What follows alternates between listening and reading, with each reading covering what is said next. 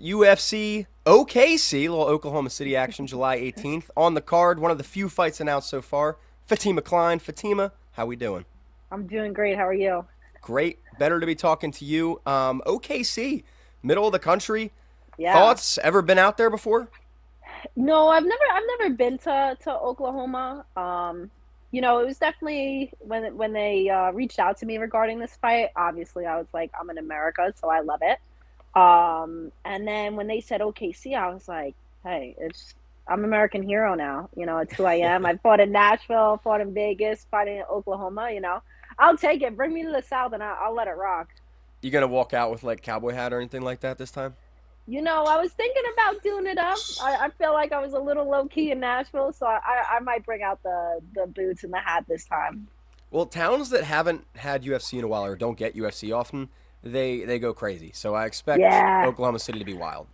definitely. I mean, when I fought in Nashville, I don't think I've ever received that much love before, and so I am expecting the same thing in OKC.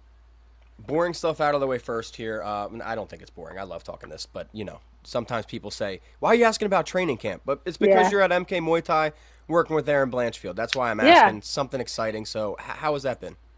It's been great. I actually I've been in this camp for like quite a couple weeks now. I've been, pre-camp prepping. Now I'm like in camp prepping.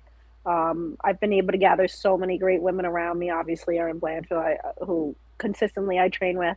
I'm bringing in some other girls like Anna Martinez, who goes to Culture. I got Renee Kasha I brought in from, Australia. So I got a great group of girls around me for this one, and yeah, I mean, I plan on using all of them to my advantage and taking home a win for all of us. Also in your area, in Philly, Marquez MMA. I was talking to James Lyons. He said you guys been popping in there a little bit. Yeah, yeah, we've been going down there like here and there. We took like a 3 day trip last time and got a good amount of training in over there. I mean, they're awesome. I wish you could kind of pick them up and put them right here in Jersey because Yeah. if they would, I would love to work with them more consistently. But obviously, they have some of the greatest fighters in the world. You see what Sean Brady did last week, Joe Piper beating Izzy. Um, they got a good group of girls. Yeah. They're a little far, but they're worth the trip every time we go. Oh yeah, totally. Great gym. I know Kyle, we were talking about Kyle Dawkins before the interview. He's been Yes. over there too. So yeah, it's just like a little just golden gem out there. Everybody 2 hours away can come and just spar it up. Yeah, it really is. It really is like a little bit of a hidden gem for sure. I feel like more people should definitely be taking a trip down there. Shout out Marquez, Coach John Marquez over there. Yes. And you were in Vegas too with Aaron. Did you guys get any training out there? Anywhere fun? Yeah, we were going to Syndicate a lot. We went to like hybrid jujitsu. We were kind of checking out some local gyms. Thinking about doing maybe a future camp over there. I'm not sure yet. I don't know if you could get me out of the East Coast, but just a good thing to have in the back of my mind. You were in Syndicate. Did you see Gina Carano getting down in there at all? I did, yeah, I Yeah. did. I definitely saw Gina Carano. I think, yeah, I think Ronda stole that win from her. I thought Gina was definitely going to take it, but hey, I mean, Ronda's going to do what Ronda's going to do. Can you expect anything less? I expected Ronda to win, but Yeah, I really wanted Gina to get some, and so did I she. She wanted to get some know. punches out. Just like couple more minutes would have been great. I know. I was just like, if I was Gina, I'd feel like I didn't really fight. And I know she said that too. She was like, oh, I feel like I'm still gonna like feel the urge to fight, and I totally see where she's coming from because, you could sometimes fight a 15-minute fight and be like, oh, but you want more, you want more. So I definitely feel that, and hopefully, yeah, you know, hopefully it doesn't happen again. I think leave the fights to the younger females. Well, I was going to ask about this towards the end of the interview, but we'll talk about it now just because we're already talking about it. I assume you did watch the card or at least that fight. I did watch the Gina fight. Yeah, yeah. I didn't. I was more interested in the UFC fights, but the Gina fight, I took the 15 seconds worth of my time to watch it. So I would assume this was MVP that did this and not UFC, but they were smart because I had both up on the TV. MVP Okay. was smart. They waited until every UFC fight was done to start their next fight. So as a viewer, it worked out great. Yeah, yeah. I know it was pretty crazy. Just it was kind of interesting to see, kind of funny, just the kind of the back and forth, the releasing of McGregor and Holloway at the same time. Like it was just how could you not just sit back and laugh at it? It's great for the viewers. It's great for both companies. Uh, you got to do what you got to do to grow the sport. You know what I mean? So.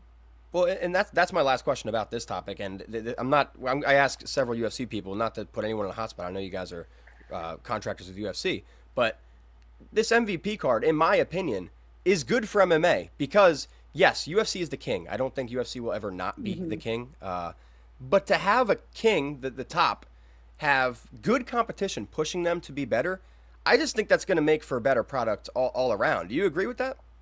Yeah, I think so. I mean, obviously, if you could get more eyes watching MMA in general, regardless of the company, obviously, it naturally will bring eyes to the UFC because, MVP isn't consistent. But if they can throw out a couple big cards here and there, anybody who has a Netflix that doesn't even watch UFC or maybe doesn't watch MMA and, they're bored on like a Saturday night, oh, let me watch this. And then all of a sudden they start realizing so and so was a UFC veteran. This Right. guy's and PFL and this and that. Then it kind of, in like a weird way, it still draws eyes to the UFC no matter what because Yeah. that's where the highest talent is. And so I think it does not only MMA well but the UFC well too. Totally agreed. I started as a UFC casual, and then because of that, I started watching MMA. So I think Right, people do the right. opposite. They'll get into MMA, and then they'll say, "Oh, it's UFC, bang!" It's a win-win in Yes, my opinion. 100%. I definitely think it's a win-win. Well, back to you, Fatima, because you got a great, great fight coming up. Number 10 ranked Amanda Ribas. What are your thoughts on Amanda? Any past encounters with her at all? No, I feel like I've been watching Amanda for like a couple years now. I mean, how could you not? She's like one of Hmm. those that has just been around a long time. She's gotten like really close to a title a handful of times, constantly fights two divisions, so she's always kind of stayed in the picture. And I'm kind of excited to take her out of the picture and put myself there. I think again, like every fight that I take, it just brings me closer and closer to title, and that's what I want. That's what I need. That's been what I've been dreaming for since I was a child, and I'm excited to share it with somebody who has such a big name like Amanda. I think a win and a finish over her puts me very, very close to top five.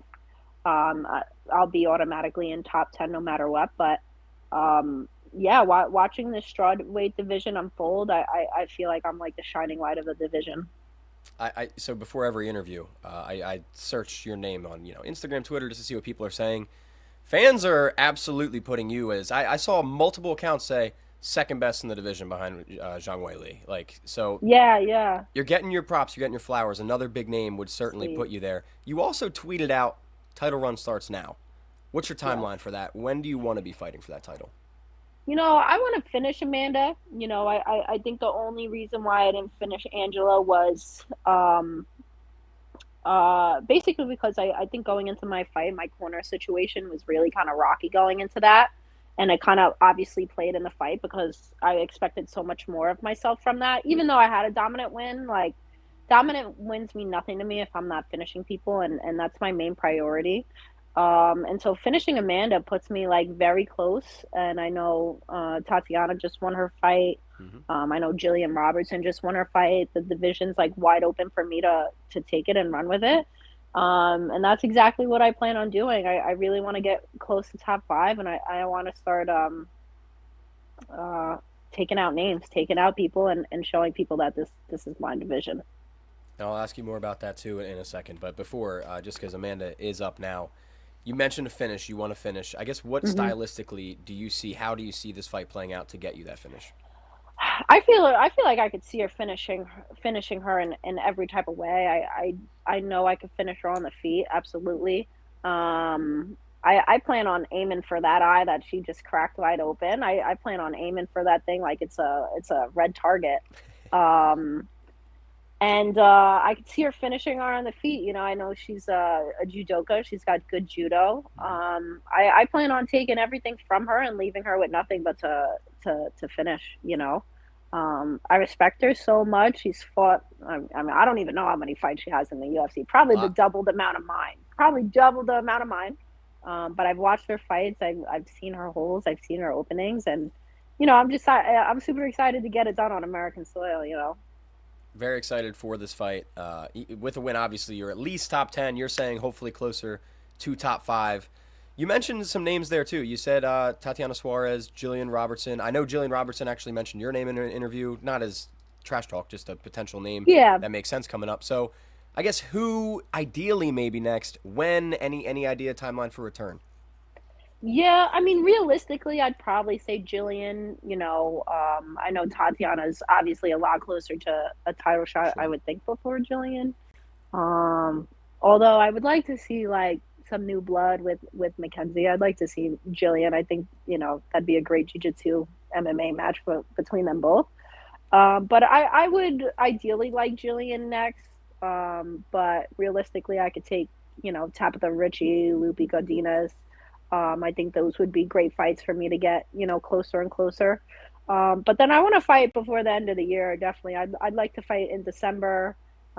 Finish the year off with 2. I was begging the UFC to get me in like early January, February, so I could get 3 more in this year. But it wasn't God's plan for me, and so I'll be happy fighting twice this year. All right, but perfect world. You go out there, you get your super quick finish. You're completely healthy. You do have UFC Philly coming up in August, and UFC usually goes Mm. to MSG in November. So could either of those maybe make you come back sooner?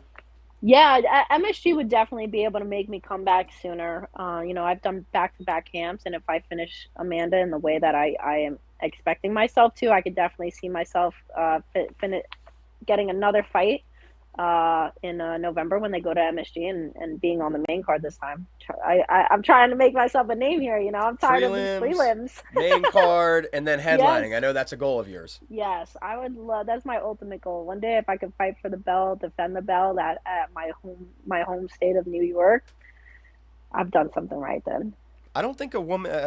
This could be me being ignorant, but I don't think so. I don't think a woman's ever headlined I MSG. I agree with you. I don't think so. I think I remember looking it up before I fought at MSG, and I was like, oh, I'm gonna be the first person to do that. Yeah, Badass. yeah, You know I'm here for that, and you know I will be in the building for that when it happens. yes, But like you said, strawweight division, a little bit clogged up because we're just kind of waiting on. I would assume Mackenzie Dern versus Weili Zhang. Is it? Do you agree hmm with that? I agree. I think that's the only been. I saw a stat the other day. Somebody said like it's been like 6 months. There's been no like Wow. female title fights or something like that. I mean, man, we only got like 3 divisions here. The females got to stay active. Give the people what they want to see. And I really do think it's Mackenzie versus Whaley that should be next, assuming Whaley's going to come down. Or give it to somebody else. What's the holdup? But yeah, it's Stay weird active, because stay dangerous. they had the 35 and then Kayla got hurt, so they had to push Right. that fight. And but yeah, I Yep. agree. We need to get these title fights going. Who do you think? Yeah. Who do you think would take that? Mackenzie Dern or Zhang Weili? Man, I feel like Mackenzie's a dog. I feel like every time I've overestimated Mackenzie, she's come out and she's won fights. Um, I don't know. I think I'd have to go with Mackenzie. I just believe in the dog in her. Stylistically, I'd say Wei Lee every time, but Mackenzie's really a dog, and I don't think many people could take that away from her. Do you expect her to still be champion when you do get there to fight? And it sounds like you're a Yeah. fight or two away based on your perfect matchups here. Yeah, yeah, definitely. I mean, I would think so. I mean, I know Mackenzie's still pretty young. I mean, she's done, pretty well in her UFC career. I don't see why she wouldn't want to stick around for at least a couple years. Um, beat some great names. And I'd love. I mean, we both come from a jiu-jitsu background. Her obviously comes from like a very prestigious Sure. jiu-jitsu background. Um, and so grappler versus grappler. You know what I mean? I'd keep it on the feet because I know that's where she lacks. But hey, I'm not afraid to go on the ground with anybody. I'll go wherever you're comfortable. You label yourself a grappler, you think? I think because it's my background, I label myself as that. I feel like every time it changes, every time I fight, it's like, oh, she's a grappler, and You know, I think the titles run back and forth. I think for me, I really believe I'm a mixed martial artist. I constantly train every single aspect of MMA continuously. I think that's what separates me from a lot of people is I don't have like one specific title or one thing I'm good at. You know, I want to be great everywhere. I don't want anybody to think that there's a hole that they could, you know, use against me.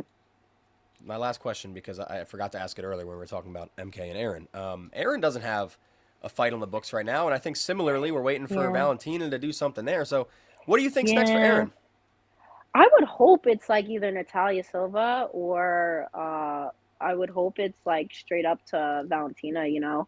The only person that's been in top five for as long as Erin has is Manon, and that fight already happened. Yep. Manon already lost to Valentina. Natalia's only beaten Alexa. I don't think she quite deserves a title shot, especially because out of everybody, Erin's finished her last opponent. Manon's finished her last opponent. Alexa's finished her last opponent. Natalia Silva's the only one who, you know, hasn't really been as dominant as far as like finishing rates. I'd say out of those three, I mean, give Erin somebody that's going to get her to Valentina because that's what we've been waiting for the past couple of years, you know. So yeah, it seems like the champ's got to figure it out, you know.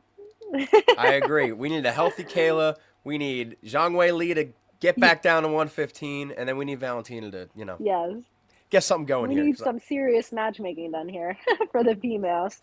Well, we got some big cards coming up, the White House International Fight Week, so we'll get through those, and then we'll Yeah. start stacking here. But Fatima, as always, thank you so much for joining me. Great talking to you. Anything for all your fans before we get you out of here?